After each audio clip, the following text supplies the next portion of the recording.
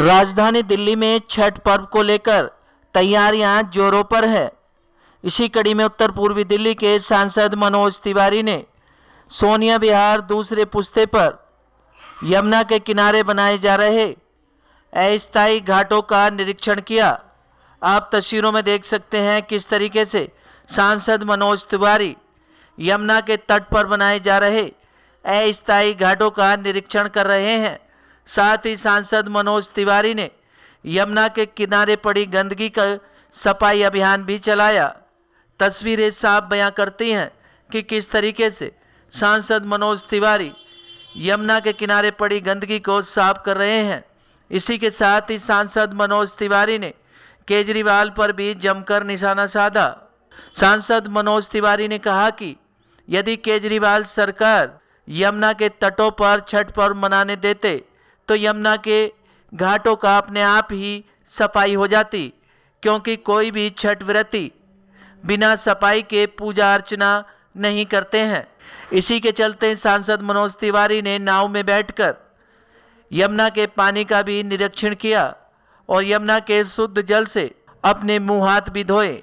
तस्वीरें देखिए किस तरीके से सांसद मनोज तिवारी नाव में बैठकर यमुना के जल से अपने आप को शुद्ध कर रहे हैं। सांसद मनोज तिवारी का कहना था कि केजरीवाल सरकार यमुना के तटों पर छठ व्रतियों के लिए छठ पर्व मनाने देती तो केजरीवाल सरकार को छठ व्रती काफी दुआई देते। क्या कुछ कहना था सांसद मनोज तिवारी का, देखें हमारी एक खास रिपोर्ट। हम लोगों की जो छठ की तैयारी है, खासतौर से हमारी लोकसभा में और दिल्ली के अन्य हिस्सों में भी इसी आधार पे कार्य हो रहे हैं। उसमें हमारे दिल्ली के मीडिया के सभी भाई बहन आए हुए हैं। छठ मैया आप सबके ऊपर कृपा करे, रखे। हम जो आपको अभी मुआयना हम कर रहे थे, ये आप देख रहे होंगे कि ये कृत्रिम घाट बनाए जा रहे हैं।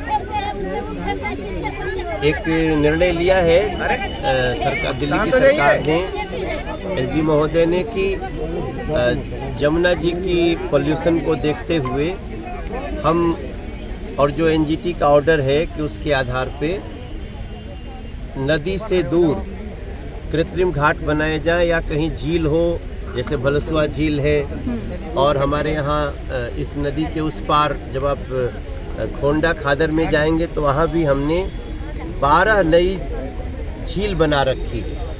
उसमें एक तो आपको सड़क से ही दिखती है, तो उन पर भी छठ करने की व्यवस्था हो रही है।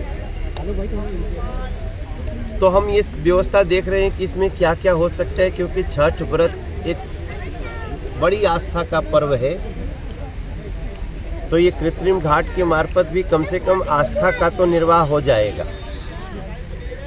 लेकिन इसमें एक सवाल भी उठता है कि इतनी बड़ी नदी रहते हुए हमको कृत्रिम घाट क्यों बनाने पड़ते हैं। और जैसे ही ये बातें होती हैं तो फिर एक बहुत ही भयावह स्वरूप हमको दिल्ली में नदियों के प्रति जो स्थिति आज बनी है वो दिखाई देती है। सफेद झाग की चादर के पीछे अभी यहाँ से थोड़ा सा और आगे जाएंगे आप, कालिंदी कुंज जाते जाते ऐसी सफ़ेद झाग की चादर आ रही है। वहाँ हम पहले भी गए थे, अभी थोड़ी देर पहले हम और हमारे प्रदेश के अध्यक्ष वीरेंद्र सचदेवा जी हम सब गए थे, उसका भी मुआयना किया था। सेम वैसे ही दिख रहा है। और इन सभी के आधार पे सरकार ने निर्णय लिया कि हम कृत्रिम घाट बताएंगे।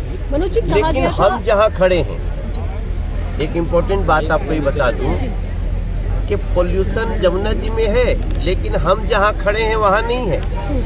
ये सामने वजीराबाद का बैराज है, और वजीराबाद बैराज के ऊपर अभी करीब 21 किलोमीटर यमुना जी दिल्ली में है। मेरा अगर सुझाव लिया जाता है, एक सांसद के रूप में मैं सुझाव देना चाहता हूँ एलजी महोदय को, दिल्ली सरकार, अरविंद केजरीवाल जी को और एनजीटी को, तीनों को, कि जहाँ यमुना जी साफ हैं, उनके घाट साफ नहीं हैं, उस पर तो परमिशन देना चाहिए, क्योंकि छठ के व्रती घाट भी साफ करते हैं। लेकिन अब उस झाग का असर ऐसा हुआ कि पूरी दिल्ली में यमुना जी बैन हो गई छठ के लिए। मुझे लगता है कि इसका विचार करना चाहिए क्योंकि वजीराबाद बैराज के ऊपर और हरियाणा के बॉर्डर तक जमुना जितनी क्लीन है कि मैं आपके सामने यहाँ नहा सकता हूँ। और मैं निश्चित रूप से आज मैं सुझाव रख रहा हूँ, कल मैं नहाऊंगा। मेरी कोशिश है कि मैं बताऊं लोगों को कि ये जमुना जी जो जमुना जी पोल्यूटेड हैं, वो वजीराबाद बैराज के बाद नजफगढ़ नाला है जहां अभी हम चल रहे हैं। अगर आप आ सकें तो आप हमारे साथ चलिए, मैं आपको यमुना जी की गंदगी का सबसे बड़ा स्रोत दिखाना चाहता हूँ। आदमी रोक दिए जा रहे हैं मगर नाला क्यों नहीं रुक रहा है, ये एक बड़ा सवाल है और बड़ी विनम्रता से मैं रखना चाह रहा हूँ। तो हम वहाँ भी चलेंगे।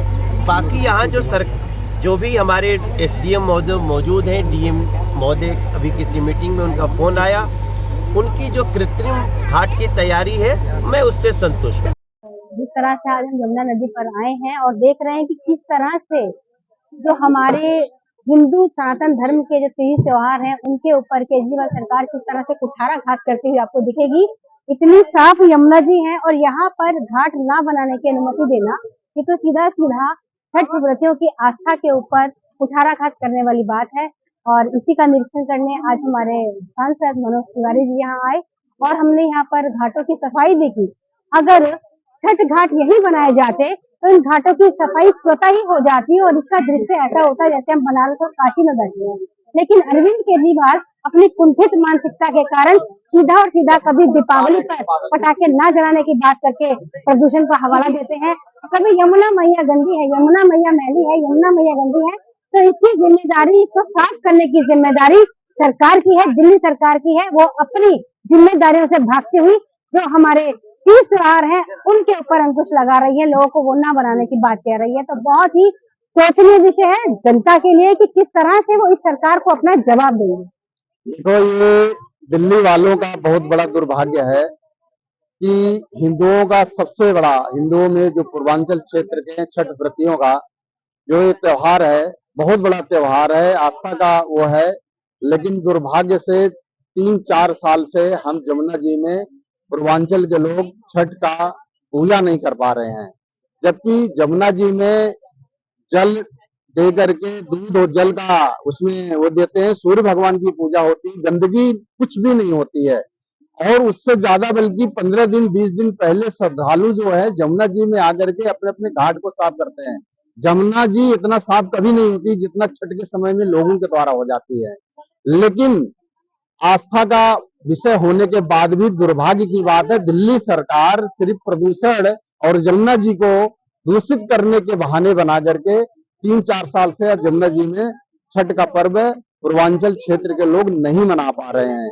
आप जमुना जी में हैं, आप देख रहे होंगे इतना शुद्ध, इतना निर्मल जल, मैं समझता हूँ गंगा जी की तरह ही यमुना जी का पानी वजीराबाद से इधर का है। वजीराबाद के उधर गंदा तो है, मैं मानता हूँ। उसका कारण क्या है कि केजरीवाल की व्यवस्था, दिल्ली सरकार की व्यवस्था, सारे नाले आकर के उसमें गिर रहे हैं, इतना गंदगी हो गई है कि उसमें खड़ा होने लायक नहीं है। लेकिन इस साइड का जितना एरिया है, इतना निर्मल पानी है, इस क्षेत्र के लिए उनको तो कम से कम प्रतिबंध नहीं लगाना चाहिए था। ये हम लोगों को दिल्ली क्षेत्र के वासियों का दुर्भाग्य है।